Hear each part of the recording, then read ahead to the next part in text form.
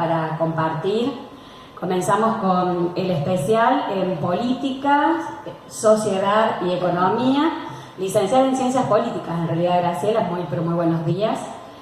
¿Qué nos trae esta semana? ¿Cuál es el análisis de estos días de noviembre ya? Porque hemos comenzado, estamos casi transitando la primera semana. Sí, ¿no? Ya el último tramo del año. Buenos días Laura, buenos días a toda la audiencia. Y sí, fíjate que esta semana yo creo que ha habido muchas controversias, temas que se prestan a la polémica. Así que en este viernes de reflexiones ciudadanas voy a hacer más que nada un planteamiento de los temas y por allí se animan quienes nos escuchan a participar y a dar su opinión también, ¿no? Por supuesto. Porque fíjate Laura que hay tres temas fundamentalmente. Uno que tiene que ver con esto que ya ha transitado casi todo el año respecto a cómo se pedía la Corte Suprema de Justicia con esta cuestión de jueces que no habían sido designados correctamente. Digo correctamente, es decir, de acuerdo a lo que establece la Constitución para el nombramiento de jueces. En realidad en este caso se trataba más que de nombramientos, era de un traslado. Se los trasladaba desde los tribunales orales, en donde ellos ya se desempeñaban como jueces, hacia, digamos, tribunales de cámaras que serían superiores. Esto lo hizo el expresidente Macri a través de un decreto y por lo tanto se alejaba de lo que establece la norma constitucional, en donde ya lo hemos explicado, pero está bueno recordarlo, ¿no? Que los jueces solamente se pueden designar conforme al procedimiento que establece la Constitución, el cual consiste en que primero el Consejo de la Magistratura designa una terna, que en realidad la propone, luego hay que seguir con un proceso público en donde se tiene que abrir a la participación de la ciudadanía o de algunas organizaciones interesadas, para que sea un proceso que se ventile, en donde haya participación, y también exige la Constitución el acuerdo entre el Senado y el Ejecutivo para su nombramiento ya final y, digamos, definitivo. Esto no se respetó en este caso, entonces fueron muy cuestionados, se sometió a la consideración del Senado. El Senado dijo que correspondía un nuevo nombramiento, que eso había que reverlo, que estos jueces deberían volver al tribunal para el cual ellos sí habían rendido ese concurso público. No sé, recién no fue muy claro que es un concurso público, es como un examen también. Bueno, ¿qué hicieron estos jueces? No acataron esto y pidieron un per saltum. Un per saltum significa un pedido de que se atienda rápidamente, un pedido excepcional para que se atienda este tema por parte de la Corte Suprema de Justicia. Bien. Recordemos que fue muy cuestionado porque la Corte Suprema de Justicia tiene tantos temas que considerar y sin embargo a este le dio prioridad en el lapso de una semana o en pocos días, se expidió y eso significa que le dio lugar a este pedido, lo cual ya era cuestionable si correspondía o no. Y bueno, ahora esta semana se expidió diciendo que, digamos, en una solución un tanto salomónica, que estos jueces van a continuar con este nombramiento que había hecho el expresidente, pero en forma transitoria.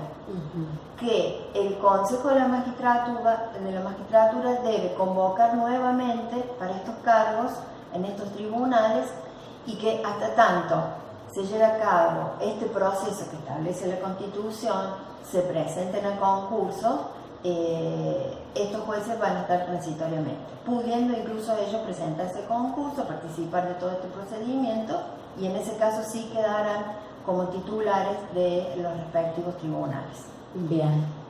Bueno, te decía que mucha controversia porque hay quienes están de acuerdo y quienes no. Yo lo que advierto aquí, sin ser especialista en el tema y confieso sin haber leído la sentencia, que era de más de 100, digamos, carillas, sí. yo observo que hay contradicciones, ¿no? Ajá. Porque en definitiva la Corte no se ajustó a lo que establece la ley, ¿no? O sea que estos jueces primero se permitió que los designe mediante un decreto el Ejecutivo. Después el per saltum, que también fue cuestionado. Y ahora se los deja, pero a la vez se reconoce que no están ejerciendo la función conforme a la ley máxima. Entonces yo me pregunto, ¿cuán legítimo es el ejercicio de estos jueces? ¿A quién le gustaría caer en la decisión de estos jueces, que sabemos que deciden en temas de vida o muerte, digamos, claro, para quien se somete, que es muy importante, ¿no? Entonces, en definitiva, esto es una mancha más al sistema judicial, y esto me lleva a mí también a advertir de la importancia de que el sistema judicial no tenga manchas. Si verdaderamente somos una república y una democracia, claro, las instituciones tienen que funcionar de acuerdo a la ley. Sabemos que el principal precepto es la división de poderes en una república. Y en estas manchas o en estas diferencias que se plantearon, ¿qué es lo que influye netamente? O sea, ¿a qué apuntamos? O sea, bueno, es muy complejo cómo funcionan, porque el sistema judicial es muy complejo por las jerarquías, las materias, ¿no es cierto?, cómo están divididos. Realmente, aparte hay una gran diferencia entre el procedimiento como lo establecen las leyes y cómo termina siendo en la práctica, ¿no? Bien. Entonces, creo que ahí se da la mayor distorsión. ¿A dónde le dan la importancia los jueces cuando tienen que atender un tema? Y vemos que no lo atienden por igual. En este caso, lo que más está fallando es que los ciudadanos no somos todos iguales ante la ley. Bien. Que es el principio básico de la democracia. Dicho por los mismos jueces, ¿no? Yo, gracias a Dios, no he tenido conflictos judiciales, no te puedo decir, sí, pero estamos cansados de escuchar casos que no se resuelven o que se resuelven mal. Entonces, deja muchísimo que desear el funcionamiento. Estos mismos jueces que están tan manoseados, si tuviesen, digamos, si estuviesen ellos a la altura de una república, de las instituciones, deberían renunciar, porque han ido y venido y ellos como que no se les mueve un pelo, como que no pasa nada, siendo que esto está muy manoseado. Y bueno, dicho por quienes han observado la importancia de la división de poderes, como fue Montesquieu, que fue el primero en proclamar que para ser una república tenían que estar divididos los poderes. Y bueno, cuando en la práctica los poderes funcionan así, podemos decir que no es una república, ¿no? No simplemente porque se declame en la teoría o porque las autoridades sean electas por voto. Ahí no se agota la democracia ni la república. O sea que esto yo creo que nos deja bastante preocupación. Y bueno, allí también en su momento estuvo toda la cuestión de la grieta, ¿no? Porque si esto es a favor de Cristina o si es a favor de Macri. Y bueno, sabemos que los dos están procesados, sabemos que el expresidente está muy complicado. Estos jueces lo había asignado él porque le son favorables a él. Sabemos que hay detrás todo un tema de lawfare, o sea que es gravísimo, ¿no? Yo diría que el Poder Judicial en este nivel y en este punto está en salud, el gasto en subsidios a las familias, gasto social, ¿no es cierto? O sea, la reducción de un gasto público vendría a ser el déficit. Bien, eso, porque me quedó... El déficit es la inversión social. Bien. Cuando se habla de déficit es reducir eso. O sea, que bajar ese déficit... Claro, porque fíjate que nuestro mayor déficit en este momento y desde hace unos años no es el gasto social, es el pago de la deuda, es el costo financiero, es el pago de intereses financieros. Eso es, digamos, la parte de la balanza que tenemos nosotros en contra o muy caída. Bien. Y sin embargo, lo que este sector siempre te exige es disminuir el déficit fiscal, refiriéndose al gasto primario, refiriéndose a educación, salud y la inversión social. Bueno, sin ir más lejos, si vamos a los ejes del gobierno anterior, quedaron muy bien marcados porque habían desaparecido varios ministerios que marcaban estas aristas. La figura de la presidenta no me quedó claro. ¿Por qué cuestionada también en esta mesa? De la vicepresidenta. Bueno, eso da para largo y tendido y también eso es muy controvertido porque yo te contestaría desde mi percepción, pero ¿no? ver, Porque eso no lo dice nadie. Pero ellos lo que plantean, la fórmula, está bien la respuesta, la fórmula es esta, nos eligió el pueblo con el voto porque así estaba conformada la lista y que hoy habría que remover a la vicepresidenta en el caso de que claro, se haya escuchado este pedido. Claro, fíjate que lo que nosotros estamos viendo desde los medios es un ataque constante de la vicepresidenta. Sí. El presidente no se lo ataca. No. O sea, todo el problema que tiene la oposición es con Cristina. Los Echeverri tenían problemas con Cristina. Sí. Bullrich tiene problemas con Cristina. Sí. Cada vez que sale una marcha de estas que convocaban es Cristina, sí, el nombre es Cristina. Alberto Fernández está para las charlas como va a ser hoy con discursos y presentaciones, pero si hay algo para analizar o plantear desde la oposición es Cristina, el ataque sí. del blanco es Cristina. Sí. Fíjate que ella no aparece, no habla. Tanto es así que ella hizo una carta pidiendo unidad, pero parece que no la quieren ver. Bien, vamos a hablar de la carta más adelante para no frenarte en cómo estábamos. La verdad que hoy no lo traje. Bueno, no, simplemente dejo entonces planteada mi pregunta. Pero si querés lo conversamos, no hay problema, si querés una pregunta. Es un mensaje que me parece que es lo que decíamos antes, o sea, de muchas ambigüedades y que no queda demasiado claro para, no sé si decir o apuntar directamente hacia dónde va el mensaje, si es la prensa o si es la figura realmente de la política la que está en este escenario. Cuando ella, en la frase, porque es la única que más se conoció, donde dice las decisiones las toma el presidente y algunos tomaron una postura en decir, no están bien las cosas entre el primero y el segundo, como que atacó a Alberto Fernández o responsabilizó en el caso de que si fue algo malo o una decisión mal tomada, es de Alberto Fernández. Pero por otro lado, me parece que sí nos ponemos a analizar, como venimos en la línea de que se la cuestiona mucho a la figura de la vicepresidenta, lo que ella quiere dejar reflejado es que quien está al frente y que no es, en este caso, su rol de, que también dicen, digamos, que Alberto Fernández está muy presionado o que quien toma las decisiones es Cristina y después él las comunica. Esto fue desde un comienzo así. Entonces creo que ese mensaje como que dio muchas vueltas, se jugó demasiado con esa frase. No ha sido muy contundente. Exactamente, pero es por eso, es la figura mediática la que sigue también presionando en este momento, o sea, en quién es el que manda. Claro. O si ella en un momento dice, bueno, pero a ver, no soy yo, es el presidente quien decide. Sí, yo creo que acá es importante el contexto en el cual ella escribe esta nota, esta carta.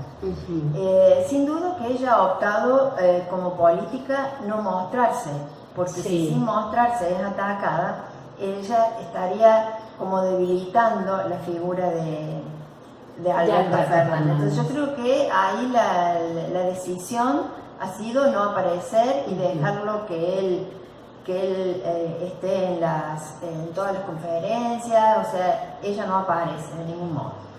Pero en esos días había mucha tensión. Por un lado, que la oposición quiere verlos peleados, digamos que la oposición apunta a debilitarlos, separándolos, enfrentándolos. Sí. Bueno, la frase se tomó más por ese lado, como que hay una grieta entre el uno y el dos. Lo que pasa es que esto se vino a tomar una dimensión, o vino a instalarse más en la sociedad por la cuestión económica de que el dólar subía y que había como un ataque al mercado, justamente de este poder real, de este poder económico, que ataca lo político y ataca lo económico. Entonces, ahí sí se generaron discusiones y ruidos dentro del área de economía, tanto del Ministerio de Economía, el de Producción y toda la política monetaria, porque lo que quedó en claro es que se le dio las riendas para que maneje todo el tema monetario, el tipo de cambio, el tema, digamos, del Banco Central, se le dio prioridad al ministro de Economía, porque sabemos cómo se nos estaba disparando el dólar, el riesgo país y la necesidad de reservas que había, y con la suba del dólar se estaban disparando las reservas, y a la vez eso te anula todo lo que vas recuperando en la economía real en cuanto a salario y consumo, que es también lo que está detrás, reactivar la producción económica, pero si tus salarios se devalorizan, no hay consumo, entonces te frena también esa reactivación real. Entonces, se estaba poniendo muy oscura la cuestión en la economía, y yo creo que es ahí cuando ella sale a hablar, porque se ataca la figura desde lo político, se los enfrenta y a la vez interviene en el mercado. Entonces, la carta de ella, como bien decías vos, Laura, yo también opino, no ha sido muy contundente, muy clara. Por un lado, ella señala como que sí hay diferencias entre funcionarios, pero que eso lo va a decidir o se lo deja. Funcionan y otros no, decía, ¿no? Y hay funcionarios que no funcionan. Así era claro. Eso como que se lo delega a Alberto Fernández, como diciendo, yo veo que no funciona, pero dejo que él decida. Perfecto. Ahora, lo que yo no comparto, que ella dice, en este marco de economía bimonetaria, yo vi que ella estaba preocupada por esa situación en concreta. De hecho, nuestra economía funciona como bimonetaria por la importancia que le damos los consumidores y los ciudadanos al dólar en la Argentina. Pero no tenemos dos monedas de curso legal. La moneda es una, ¿no es cierto? Habría que decirlo entre comillas, esto de bimonetario. Entonces, por otro lado, yo creo que ella, en mi opinión, porque todas las instituciones las hacen las personas. Más allá, o sea, una institución tiene más o menos poder de acuerdo al liderazgo que ejercen las personas. Exactamente. Ella tiene un liderazgo natural, tiene un carisma natural que opacaría a Alberto. O sea, Alberto se lo ve como una persona capaz, se lo ve firme, pero no tiene ese liderazgo natural que tiene ella. Sabemos también que los votos eran de ella, la mayoría de los votos eran de ella. Si bien se decía, ella sola no puede, pero sin ella tampoco llegamos, pero la mayoría de los votos los tenía ella. Entonces, después de esa jugada magistral que hizo, ¿no es cierto?, de quedarse ella en segundo plano, ahí es como que se descolocó la oposición, y hasta el día de hoy, en vez de pegarle al presidente, le pegan a ella y se juegan a eso. Entonces, fíjate vos que ella, como líder que es, creo que tenía que decir, tenía que hacer algo. Y si sales y te ponen en primer plano, corres el riesgo de debilitarlo a él y que te peguen más. Entonces, una carta, aparte que desde que presentó el libro y le empezó a funcionar bien, está bien, escribe, exactamente. Así que bueno, esa es mi humilde interpretación, y que yo creo que calmó, en ese momento calmó un poco. Es como que se corrió el eje de lo que se estaba tratando, se hicieron cambios en economía, y esta semana funcionó mejor la economía, hay buenos índices, se generaron reservas, el dólar comenzó a descender, el riesgo país a descender y aumentaron las reservas. Yo me acordaba esta mañana cuando habíamos con respecto a los valores del 196, creo que había sido el último encuentro que habíamos tenido cuando vinimos cuando estuvimos con este análisis, 157, o sea, que decíamos es mentiroso, que en cualquier momento esto no podía ser. Yo siempre hago hincapié en que no es el libre juego de la oferta y la demanda como es en un mercado libre. Ahí se interviene, entonces se vio obligado a reunirse con quienes intervienen en el mercado y boicotean las políticas desde el gobierno. Que no es lo mismo que hacía el gobierno anterior, que dejaba que subiera el dólar, que subía las tarifas, y después nos decía que íbamos a tener una inflación de un 15%, cuando en realidad terminaba siendo del 50%. O sea, no estamos en ese desmanejo, sino que desde el gobierno hay una política para bajar la inflación y bajar el dólar. El dólar y la suba del precio y las tarifas, digamos que en inflación tenés el tipo de cambio, el precio, el valor de los servicios y las tarifas, y bueno, eso hace que se presione para subir el precio de toda la mercadería, o sea que ahí tenés inflación. Perfecto. Dejo ahora que retome, que continúes como próximo. Bueno, sí, yo tenía acá agendado como otra controversia de esta semana y que realmente es inaudita y me gustaría que recapacitemos como ciudadanos, es decir, que la vacuna rusa no hay que probarla. ¿Por qué no Rusia? ¿Por qué es eso? Ya ni para ni mayo. No entiendo. Hoy se espera de que haya algún anuncio por parte del presidente como para, o sea, no lo digo simplemente por lo social, sino que en el Ministerio de Salud se han planteado también, bueno, una necesidad de saber el discurso, o sea, la línea presidencial, las decisiones firmes sobre cómo se va a avanzar. Pero también ante esto habrá una postura, obviamente, sin ir más lejos de lo que es provincia. Ayer Diego Cardoso ya dio el puntapié, o fue más o menos la punta del ovillo.